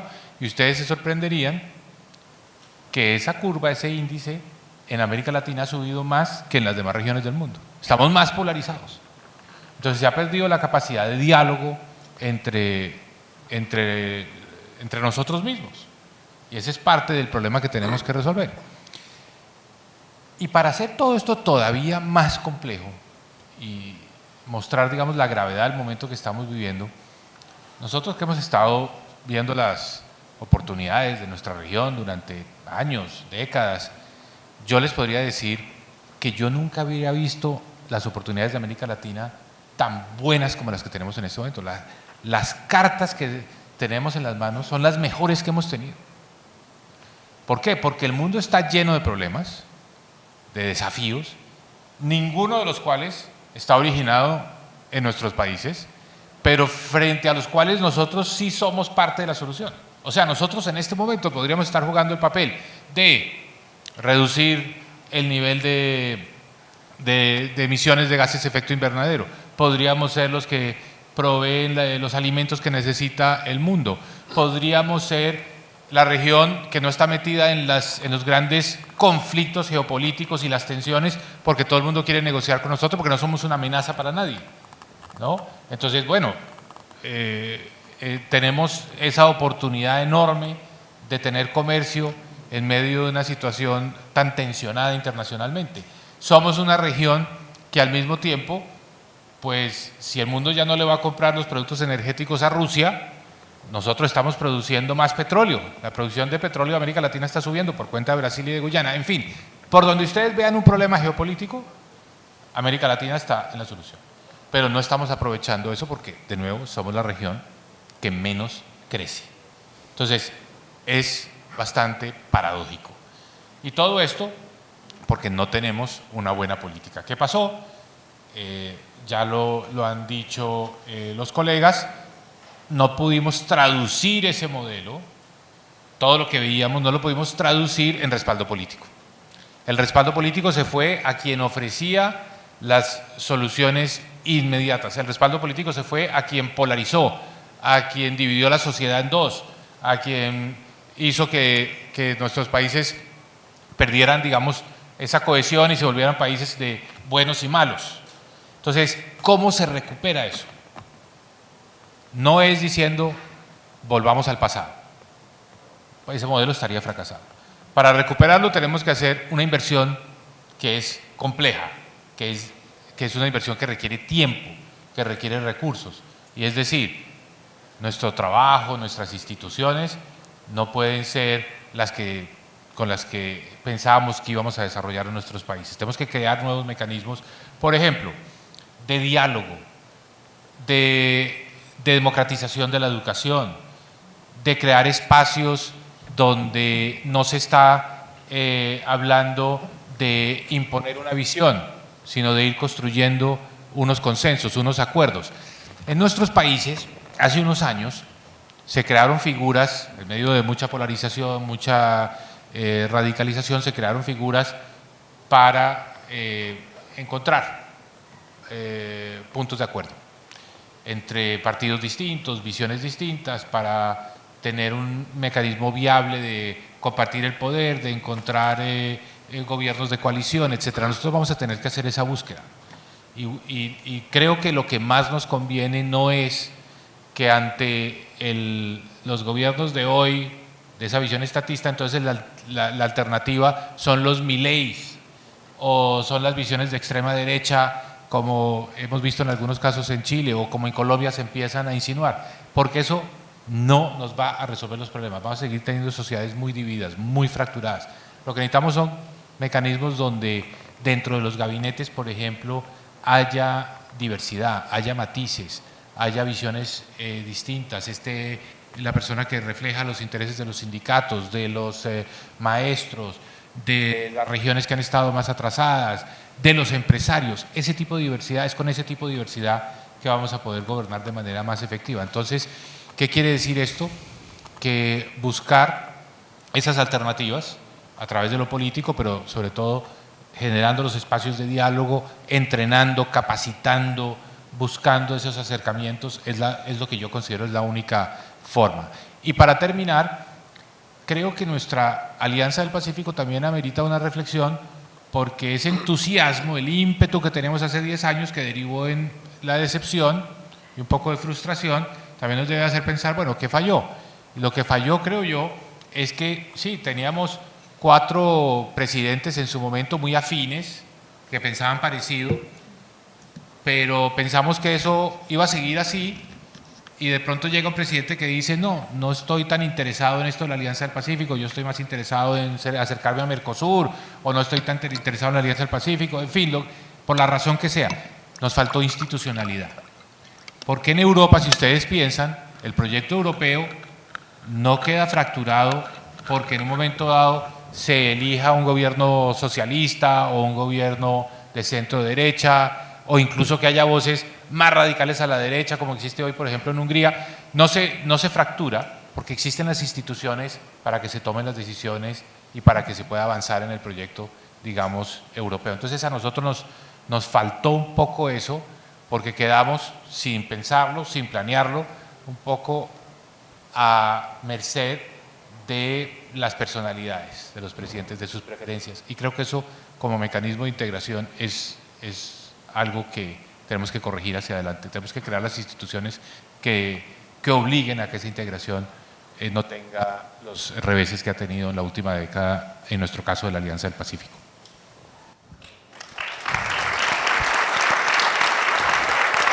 Por favor, Felipe. Bueno, yo voy a partir con una anécdota que se motiva por un comentario que hizo Pepe. Hace alrededor de unos meses atrás, yo me fui a vacunar contra la influenza. Yo supongo que en todas partes se vacuna contra la influenza. Llegué, me hicieron pasar por una cola y yo saqué mi tarjeta de crédito para pagar la vacuna. Y la enfermera que me atiende se sonríe y me dice, no señor, usted está en nuestro grupo objetivo. ¿Por qué digo esto? ¿Por qué digo esto? Porque cuando Pepe hablaba de las políticas para los adultos mayores, de repente a uno se le olvida que uno ya es adulto mayor. Entonces estamos haciendo políticas para nosotros mismos, Pepe. Todos los que estamos acá, o estamos al borde o ya somos. Bueno, pero la reflexión que quiero hacer, también lo que mencionó Pepe respecto del estallido en Chile en octubre del 2019. A mí me tengo que compartir una reflexión de eso con ustedes. Y que es curioso pensar que este estallido también ocurrió en Colombia y también ocurrió en Ecuador. ¿Ah? Y todos tenemos una característica común, esos 3 países, en el momento. Eran gobiernos de centro derecha, los 3. Entonces, y ahí yo voy en esa reflexión por el tema de la violencia. Nosotros, en Chile, nos vimos enfrentados a una ola de violencia que no habíamos visto nunca, y esto tal vez a muchos sorprendió, lo que pasó en mi país. Porque, ahora, es muy curioso, mucha gente que dice, no, esto fue un estallido espontáneo. Espontáneo, fue la sociedad insatisfecha que se organizó, ni siquiera se organizó, espontáneo. Y fíjense que se quemaron 20 estaciones de metro en forma simultánea. ¿Y ustedes creen que esto es espontáneo, lo que nos pasó? Yo creo que no. Yo creo que no. Yo creo que detrás de los hechos de violencia hay una organización, hay grupos extremistas que lo que buscaban, claramente, en el caso de Chile, era derribar al gobierno del presidente Sebastián Piñera, que no lo lograron, pero que lo intentaron. Con grupos en la política, y aquí hay que tener, y lo digo esto porque efectivamente es muy importante el diálogo, pero tenemos que tener un mínimo en el diálogo. El mínimo es denunciar y estar en contra de la violencia y no condonar la violencia. La violencia no es el método para poder avanzar en nuestros países. Y esto fue tomado como una bandera de lucha por grupos extremistas que buscaban derribar gobiernos en nuestros países. Y claro, yo por eso digo, es importante el diálogo, pero tengamos unas reglas mínimas del diálogo, que es, no solo denunciar, sino que estar absolutamente en contra de la violencia y no condonar a la violencia ni a los violentistas. Creo que ese es un primer elemento que me parece muy importante. Ahora, creo que tampoco nos ha jugado a favor el tema, tengo muchísimo más que decir, estoy escribiendo un libro sobre el tema del octubrismo, lo único que en Chile lo llamamos el octubrismo, este movimiento que quemó comercios, que quemó iglesias, que quemó supermercados, que quemó estaciones de metro. Todos estos son los octubristas. Y en una época hablábamos de la primera línea. La primera línea eran los que estaban ahí al frente, poniéndolos. Bueno, hay muchas razones por las cuales hoy ocurre esto, pero lo que sí está clarísimo es que el octubrismo ha envejecido muy mal en mi país. Si ustedes comparan los indicadores 4, 5 años después del octubrismo, se van a dar cuenta que, porque ya de esto hacen 4 años y medio, en casi todos los indicadores estamos peor que cuando ocurrió este estallido de violencia en mi país. Dejo esa reflexión, pero hay un tema que a mí me parece muy importante, lo han tocado de alguna manera todos los colegas, que es el tema de la política. A nosotros se nos ha deteriorado la política. Y se nos ha deteriorado en parte porque la política se ha fragmentado. Esta idea de que también se planteaba acá, se decía, oye, lo que pasa es que estamos con problemas, somos gobiernos de minoría. Pero además, no solo somos gobiernos de minoría, sino que enfrentamos un Congreso que está totalmente fragmentado. Fragmentado en pequeños partidos. Fíjense que en Chile hoy día tenemos representados en el Congreso 21 partidos políticos y 4 en formación, algunos con una persona.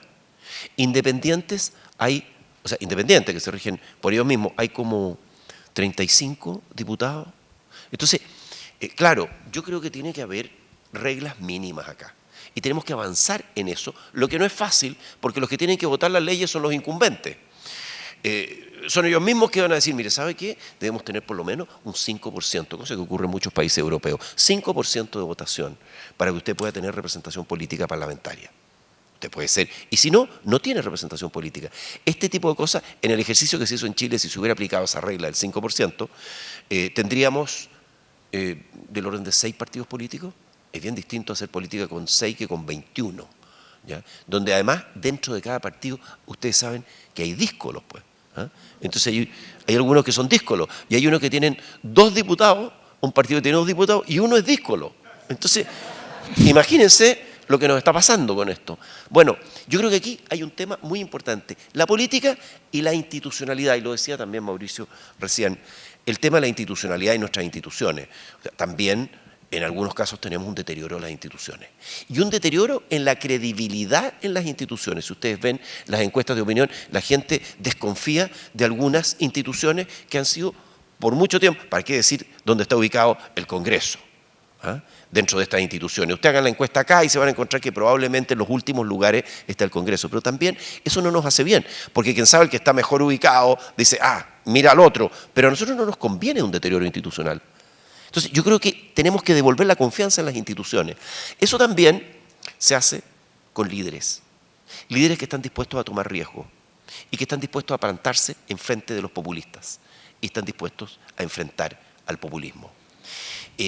Creo también que el tema de integración es un tema mayor en el cual tenemos que invertir en integración. Y claro, lo que dice Mauricio también tiene su punto. Dice, claro, si nosotros conversamos entre los que pensamos parecido, el desafío está en que independiente del lado del espectro político, dentro de un cierto espectro, ¿no? Porque si tenemos un extremista, quien sabe no le interesa este tipo de cosas, que independiente de quien está gobernando, estas instituciones puedan permanecer y la integración pueda avanzar, porque al final la integración nos beneficia a nosotros, nos beneficia y beneficia a nuestros países, beneficia especialmente, bien manejada la integración, a aquellos que son más vulnerables en la sociedad. Entonces yo creo que por ahí, para mí, están los temas.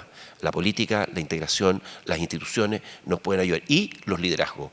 Y en ese sentido, una última reflexión. Y yo se los digo a mis amigos en la política en Chile, con quienes converso a menudo, especialmente en la oposición. ¿Y saben ustedes por qué en la oposición? Porque los del gobierno no me llaman. Eso es así. O sea, nosotros estamos, digo, yo estoy disponible a conversar con cualquiera, pero hay unos que llaman y otros que no llaman. Bueno, entonces, bueno, pero cuidar los liderazgos. Porque a veces sale un liderazgo adelante y ese liderazgo es bombardeado, y las balas que más duelen y los cuchillazos que más duelen son los que vienen por la espalda. Gracias.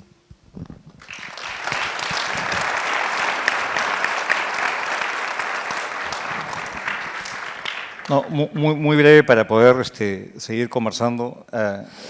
Comparto lo que dicen, pero claro, si tú dices, Felipe, que hay 26, acá hay 40 que están queriendo... O sea, esa crisis de fragmentación es un tema que no es menor. Y algo que conversaba con Pepe, de hecho, pensando en la siguiente elección en México que se viene pronto. Acá mucho nos enfocamos, por ejemplo, en buscar personas, elegir la mejor persona. Pero si esa persona no tiene el respaldo político mínimo para poder llevar a cabo un plan de gobierno sensato y que no quede pues, preso y secuestrado, digamos, ahí tenemos un problema serio. Entonces, la crisis de representación, la crisis de partidos políticos es algo que es clave encararla. Y claro, acá hablar de política, si te meto en la política es, digamos, lamentablemente se ha convertido en beneficiarse, digamos, del Estado, en capturar rentas, en hacer negocios o en resolver intereses puntuales de grupos particulares, muchas veces subalternos. Entonces, yo creo que la reflexión pasa en quién decide son los políticos y muchos se deciden en el Congreso. Entonces, si queremos efectivamente comenzar a salir más allá de la discusión, de los diagnósticos, es que tenemos que participar más en política y propiciar que más participen en política y que busquen espacios comunes de entendimiento. Porque nuevamente las decisiones se toman ahí. Así que solamente para enfatizar la importancia que tiene la fragmentación, pasa una factura gigantesca, la necesidad de volver a retomar la política. En este país, por ejemplo, se acaba de volver a aprobar tener 2 cámaras, el Senado y la Cámara Baja. Eso podría ser una oportunidad para poder nuevamente adecentar la política y que muchos quieren entrar por las razones que son las válidas y no para beneficiarse de ella. Y lo último, que creo que también comparto plenamente, es el tema del liderazgo. Porque hay liderazgos y liderazgos.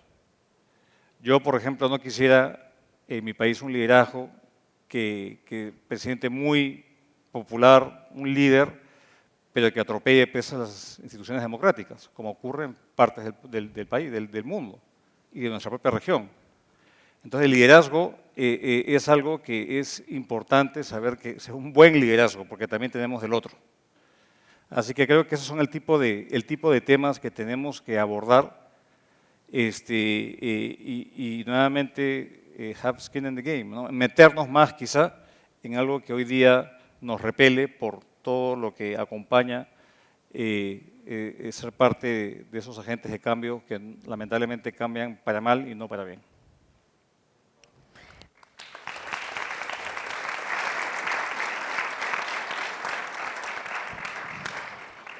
Déjenme ahora hacerles algunas preguntas del público, de repente un poco más dirigidas, para poder responder algunas preguntas adicionales en vez de que cada uno haga su visión. La primera pregunta, de repente Mauricio, te pediría que la tomes. nos habla sobre lo vulnerables que somos, que son nuestros países al cambio climático y a los desastres naturales. Y sin embargo, también somos países mega diversos y con una gran diversidad de flora y de fauna. ¿Cómo podemos hacer, por un lado, más resiliente a nuestras economías, pero por otro, incentivar el crecimiento frente a las oportunidades que representa el crecimiento de las economías verdes? Bueno, es una excelente pregunta y podríamos demorarnos horas y horas hablando de ese tema. Comienzo con un dato. Hoy en mi país, Colombia, tiene 1.122 municipios. De los 1.122 municipios hay 273 en este momento con racionamientos de agua potable. La razón es que el fenómeno del Niño ha reducido el nivel de lluvias, eso es lo que ocurre normalmente en Colombia, los embalses están en niveles muy bajos y las ciudades han tenido que racionar el suministro de agua. Eso está pasando, por ejemplo, en este momento en la ciudad de Bogotá, donde viven 7 millones de personas. Muy pronto, seguramente, el problema también le va a llegar al sector eléctrico, porque los embalses en este momento están en el 29% de su capacidad. Cuando se llega al 27%, empieza ya automáticamente un fenómeno de racionamiento de energía eléctrica. Esto es consecuencia del cambio climático. ¿Qué pasa? Nuestra región, todos nuestros países, somos de los países más expuestos por nuestra geografía, nuestra proximidad al Ecuador, las zonas tropicales, las zonas de la costa, más expuestos al cambio climático. Entonces tenemos el problema más vivo. No somos grandes emisores de gases de efecto invernadero, sí podemos ser una parte muy importante de la solución porque tenemos muchos de nuestros países pues la capacidad de absorber, especialmente a través de nuestros bosques, de nuestra Amazonía, por ejemplo, Perú y Colombia. Entonces podemos ser parte muy importante de la solución. Yo he pensado que realmente este es un tema en el que nosotros hace 10 años pues no hablábamos mucho, no estábamos como en la Alianza del Pacífico como diciendo, bueno, ¿y qué vamos a hacer conjuntamente frente al cambio climático, tanto en adaptación como en reducción de emisiones, en mitigación?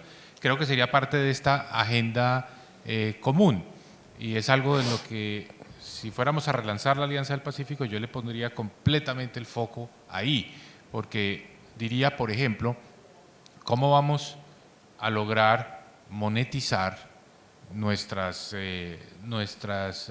bosques y nuestras selvas que prestan un servicio muy importante desde el punto de vista ambiental, pero que no nos están generando ingreso y por el contrario a la población le sale más atractivo talar, quemar los bosques para poner más ganadería o para tener algo de agricultura, cuando en realidad para la humanidad es mucho mejor y está dispuesto a pagar por esa conservación, pero nos hace falta un esfuerzo más integrado donde podamos conjuntamente salir a ofrecer esas oportunidades. Entonces, la integración nos permitiría también, por ejemplo, explotar mejor unas sinergias que pueden existir en nuestros países para no estar duplicando esfuerzos. Se habla mucho de que en nuestros países podemos producir el hidrógeno verde. Eso es una inversión que requiere muchísimo capital, ¿no? Que rebasa nuestras propias capacidades, lo podríamos hacer simultáneamente, pero para eso tenemos que estar pensando en términos de cómo dentro de la integración vamos a desarrollar esas iniciativas conjuntamente, no cada país por su lado.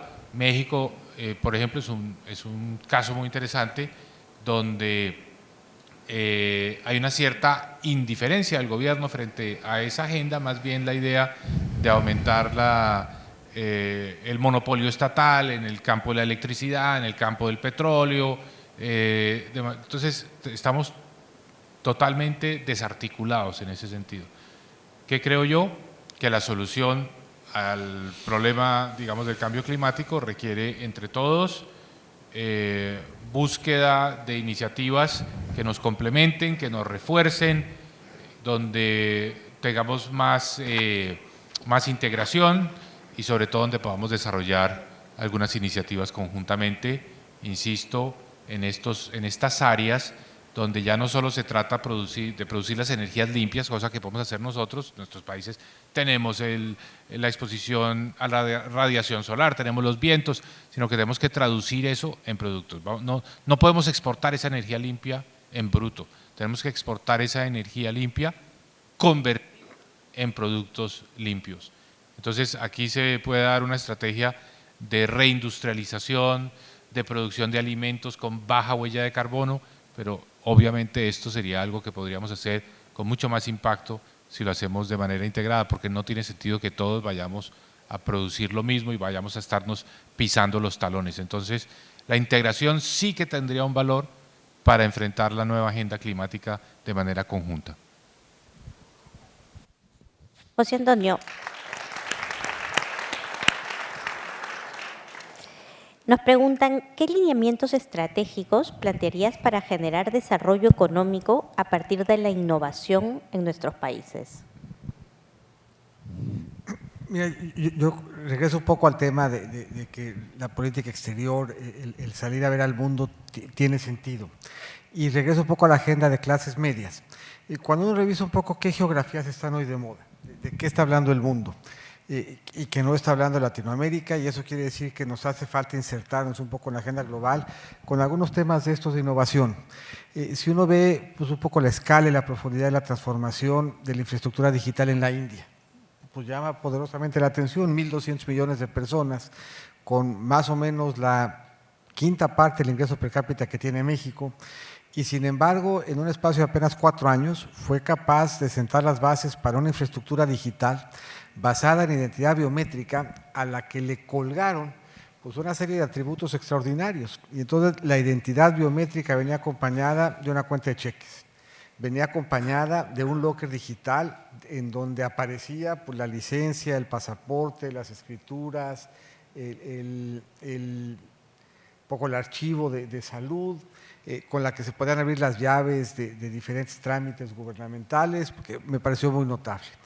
Va uno a China y de repente te encuentras pues, un proceso de transformación profundo en términos, por ejemplo, pues, de los ecosistemas de pago, tan avanzado ya en su integración que hace difícil ser turista y que para llegar uno a China tiene que habilitar de entrada el teléfono porque ya el sistema de pago se volvió teléfono-céntrico. Puede uno dejar la cartera, pero no el teléfono, para efectos de interactuar con la forma como en China ya se comercia. Ve uno un poco el ecosistema de los autos autónomos como una solución intermedia pues, entre lo personal de tener tu coche y el transporte público, pero son autos ya que recopilan información y que comparten información con la infraestructura que está diseñada para hablarse con los autos. Entonces, la infraestructura, el auto, el ecosistema, todo diseñado pues, alrededor de dar una mejor alternativa de servicio. Pasa uno a Saudi y ve uno los gigaproyectos, pues un poco la lógica de lo que hemos platicado, gigaproyectos que reconocen que hay una transición energética y que la riqueza petrolera que hoy tiene Saudi no va a ser para siempre y que hay por lo tanto que reconvertir las fuentes de crecimiento alrededor de otros temas como el del turismo. Pero para que esa agenda de reforma estructural tenga sentido y cuente con buen apoyo, hay toda una agenda de acompañamiento que tiene que ver con calidad de vida. Y la calidad de vida es el transporte público, la calidad de vida son todas estas innovaciones que van acercando al ciudadano promedio pues a muchos mejores satisfactores y a muchos mejores servicios, y los servicios son digitales y se abaten un poco los trámites. Entonces, solamente cuando recorre uno las geografías que están llamando la atención, parte de la razón por la que lo hacen es porque están innovando para darle al ciudadano una mejor experiencia de vida. Y yo cuando volteamos en nuestra región hay avances, hay transformaciones, Brasil mismo en términos del sistema de pagos, muchas cosas las que están pasando en Colombia, en Perú, pero esa escala de innovación que de repente vemos suceder fuera, regresa desde el punto de vista de lo que dijo Mauricio, a una escala en donde en Latinoamérica podíamos transicionar de tener relativo rezago en esa agenda a estar en la frontera, porque estamos en mucha mejor condición para hacerlo. O sea, si nos ponemos a pensar por la condición estructural de América Latina para brincar en la agenda de innovación por adelante las complejidades que tenía India, o por adelante de los retos que tenía China, o incluso por adelante los que tiene Saudi, pues debieran de permitirnos apalancar en eso, tener buen espacio de diálogo, poner al ciudadano al centro. Aquí se habla mucho un poco de cuál debe ser el papel del gobierno y cuál debe ser el papel de la empresa, pero yo creo que el criterio central, el criterio rector, la razón por la que la Alianza en su oportunidad capturó atención es porque no era la empresa, no era el gobierno, sino era el ciudadano el que estaba al centro. Y yo creo que si nosotros regresamos a poner al ciudadano al centro y construimos estos ecosistemas sin necesidad de inventar el agua tibia, viendo lo que está pasando en el mundo y cómo eso puso a esas geografías en un lugar al que debiera de ambicionar Latinoamérica, yo creo que nos da un norte de cuáles son esos criterios.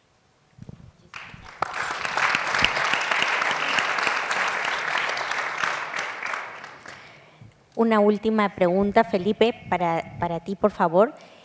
Nos dicen, en el contexto geopolítico internacional, vemos que México está teniendo un efecto de nearshoring a través de una política activa de Estados Unidos, mediante la cual las empresas americanas están transfiriendo sus operaciones de países como China a México. A la vez, China es un actor cada vez más relevante y es de los principales socios comerciales para nuestros países. Desde una mirada pragmática, ¿cómo consideran que nuestros países pueden atraer más y mejores inversiones? Bueno, hay algunas cosas que, si ustedes me preguntan desde el punto de vista global, difieren a lo que ocurre desde el punto de vista regional. Desde el punto de vista global, no nos conviene el reshoring al mundo como un todo. Se pierde bienestar cuando las inversiones no van a los lugares donde tienen mayor retorno. Pero, desde el punto de vista regional, y aquí me voy a Latinoamérica, dado que el reshoring y el nearshoring es algo que está ocurriendo, lo que tenemos que hacer es aprovecharlo. O sea, eso es así. Y si vemos cómo aprovecharlo, es bien interesante porque en un estudio reciente que vi del Banco Interamericano de Desarrollo, se comentaba esta cifra que creo que daba de los 70.000 millones de dólares mayores de exportaciones. Eso es algo muy notable. Ahora, el detallito es que la mitad se lo lleva México, Pepe. La mitad del nearshoring se lo llevan ustedes. Y bueno, desearles lo mejor con esto. Pero se me hace poco, Felipe. ¿Ah? ¿Qué? Hace poco. Sí, te hace poco. Nosotros lo consideramos muy injusto en el sur. Pero bueno, pero ahí es donde uno tiene que pensar cómo puede uno competir. Y la forma de competir en términos en este proceso de nearshoring, nosotros no podemos afectar lo que geográficamente la posición en que estamos. El hecho de que México tenga una frontera tan extensa con Estados Unidos, que tengan un acuerdo de integración regional, de integración a través del NAFTA y que ha sido, incluso sobrevivió a Trump, el acuerdo mexicano. Entonces, bueno, eso es un dato. Pero nosotros podemos hacer cosas y yo creo que, por ejemplo, el hecho de que una alianza del Pacífico más fuerte, con mayor integración, es un mecanismo para atraer inversión extranjera. O sea, la integración en sí es un mecanismo de atraer inversión extranjera. Si ustedes me preguntan cuál es una de las ventajas competitivas más importantes que tiene Chile, algunos me podrán decir el cobre, el salmón, los vinos, y yo les voy a decir que una de las ventajas más importantes que tiene Chile es una red de acuerdos de libre comercio con 65 economías del mundo que considera aproximadamente abarcan el 95% de nuestras exportaciones. Llegan a países y regiones con las cuales tenemos acuerdos de libre comercio. Entonces yo creo que ahí hay un tema. Trabajar en instituciones, a la gente, por supuesto que le interesa tener una estructura tributaria competitiva. Y esto lo entienden muy bien los europeos. Cuando en Europa hay una competencia bestial en términos del corporate tax, el impuesto corporativo. O sea, ese es un área donde hay extraordinaria sensibilidad a los flujos de capitales. Usted está dentro de la Unión Europea, ¿dónde se va a ubicar? Y vayan a mirar lo que pasó en Irlanda. En Irlanda, con su tasa de impuesto corporativo del 12%, es una de las historias de éxito que hay dentro de Europa. Y esto en parte, no, hay muchas razones, pero hay una razón muy importante que tiene la tasa de impuesto corporativo más competitiva. Y a veces nosotros pareciera que estuviéramos en competencia por tener la tasa menos competitiva en nuestros países. Creo que, pero junto con eso, el tema de las instituciones, la calidad de las instituciones locales, el hecho de que si usted se mete en un problema, un inversionista extranjero, de una manera adecuada de resolver conflictos. Eso es institucionalidad. Entonces yo creo que hay muchas cosas que podemos hacer en esta situación en que estamos en un mundo que se ha vuelto más complejo, donde hay problemas geopolíticos. Imagínense ustedes que hoy día, estaba mirando hace poco un gráfico que muestra el tráfico por el canal de Suez y el Cabo de Buena Esperanza. Bueno, ahora que los terroristas hutíes están en Yemen, ¿no es cierto?, y que están bombardeando con drones los barcos que pasan. Resulta que los tipos, la gente se da cuenta y dice, no, es que ahora yo voy a hacer la ruta que hizo Bartolomé Díaz hace mucho tiempo atrás, o Vasco de Gama, y me voy a ir por el Cabo de Buena Esperanza.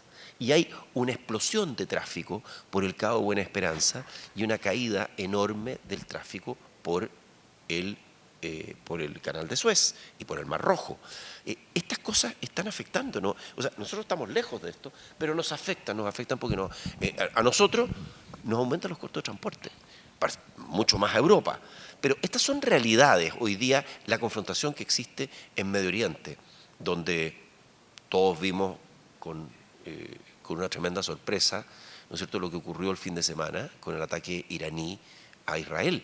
Bueno, todas estas son cosas en las cuales es un mundo en el cual nosotros participamos, somos una región que tiene muchas oportunidades, lo decía Mauricio, y oportunidades que tenemos que aprovechar y tomar como un dato lo que está pasando, porque son cosas que no podemos afectar. Yo creo que los que tenemos que preocuparnos es aquellas cosas que podemos afectar, las cosas que dependen de nosotros. Lo que no depende de nosotros pasa a ser, uno puede tener las posiciones, las opiniones más definitivas sobre ella, pero no podemos hacer mucho. Por tanto, lo que tenemos que trabajar es en lo interno y en lo que podemos hacer como región.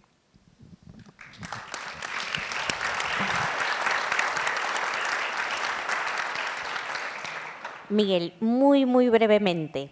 El proceso de integración regional es una necesidad, como lo han dicho los cuatro. Nos dice acá, no afrontada consciente e inteligentemente por los países y sus líderes, tanto públicos como privados. ¿Crees que el gran problema es un asunto de un verdadero liderazgo? Sí, un liderazgo es aquel que construye sobre lo avanzado y que no tiende a refundar y decir todo lo que estuvo atrás es malo, ahora yo voy a rehacer las cosas. Eso es un liderazgo. Un liderazgo es quien cede soberanía. Dice esto, estoy cediendo parte de mi soberanía por un bien mayor. Eso es lo que los europeos han hecho y los asiáticos están haciendo.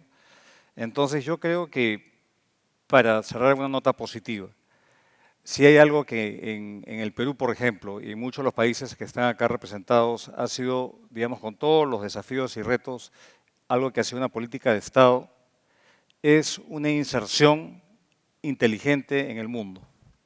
Hemos tenido todo tipo de gobiernos y todos hemos persistido en cómo insertarnos en el mercado de comercio, de capitales y una economía abierta. Eso demanda liderazgo, porque es mucho más fácil cerrarse, mirarse al ombligo, cosa que es mucho más tentadora a aquellos que yo creo que aducen falsos liderazgos, pero líderes reales son los que pueden afrontar sin ningún complejo lo que funciona y no buscar salidas cortoplacistas para beneficiar a la tribuna.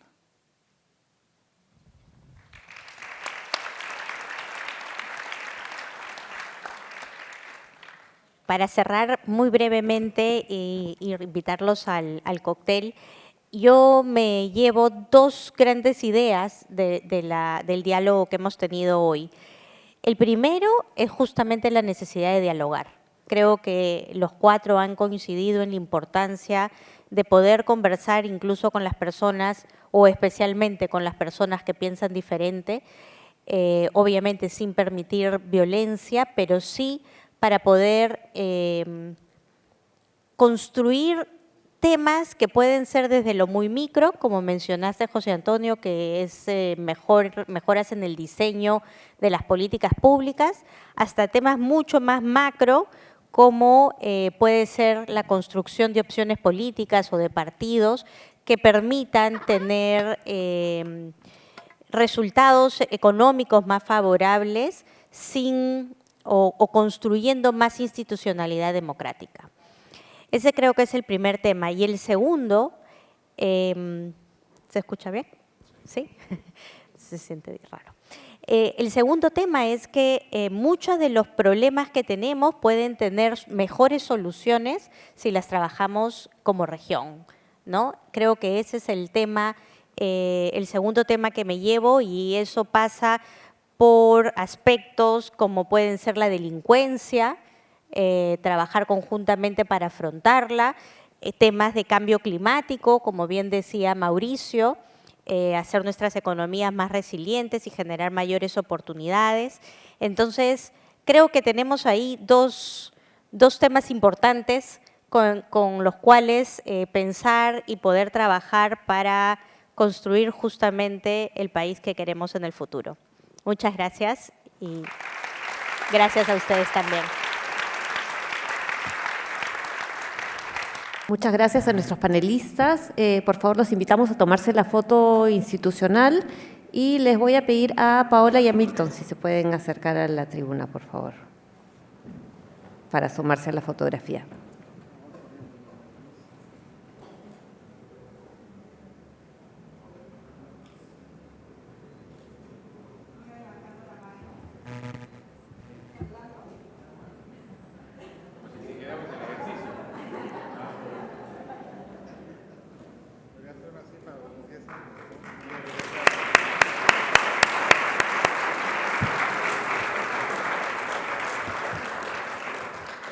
Antes de pasar al cóctel, quiero pedirles por favor un muy fuerte aplauso para nuestros invitados, para nuestros socios, a los amigos que nos acompañan hoy día y a todo el equipo de Evidenza que ha hecho posible estos 10 años.